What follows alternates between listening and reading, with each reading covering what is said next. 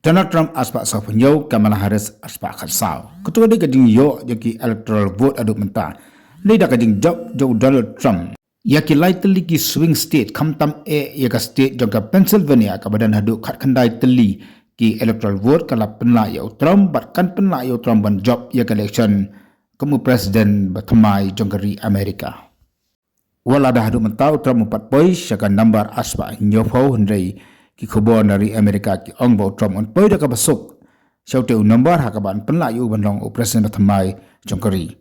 Kini kalau hadir bagi babun ki opinion polls kila penia pa Amerika bakaje khon kala banang kabaya khat kabaya janba hendrei kemak pau menta Trump on job dah kabasuk. Bagi dah kisin kila pen pauru mana kaliang jangka Kamala Harris kebala bu man ajeng keren sikipat ba akan dikasi ke pemeta kala cancel no lani kala pasangene ya gajeng keren ke jangka ki khubor ki thuru bagi nom kersan jangka Harris ke samli phai no salai chalasam hapeng gajeng jaw umat kat bagi nom kersan jangka Trump per ke lom hakawi ke jaka bad lakmi denti Donald Trump on aya ke jengkran kemunong job saki sipor arpor hadin bala pemenaya ke result bar kemjuru hawla itu bah bola ban job on job nak masuk ya kan ni ke election.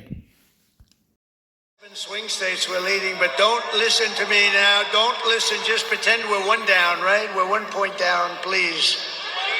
We don't want to say, oh, we don't have to vote today, Alice, because he's leading. No, don't do that.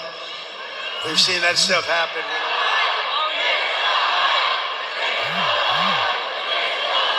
Oh, the mic. Yeah, I think the mic stinks.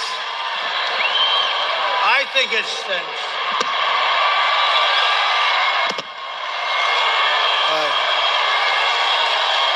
Crazy. Crazy. Oh, that's what I was wondering what the hell they were shouting. I think this mic stinks, by the way. And then we don't pay the contractor. I say, don't pay the contractor. Then they write a story. Trump doesn't pay his bills. He's a bad guy.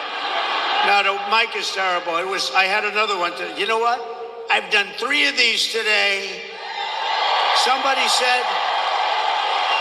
said, maybe what we could do is maybe we could just skip the last one. I said, there's no way I'm skipping.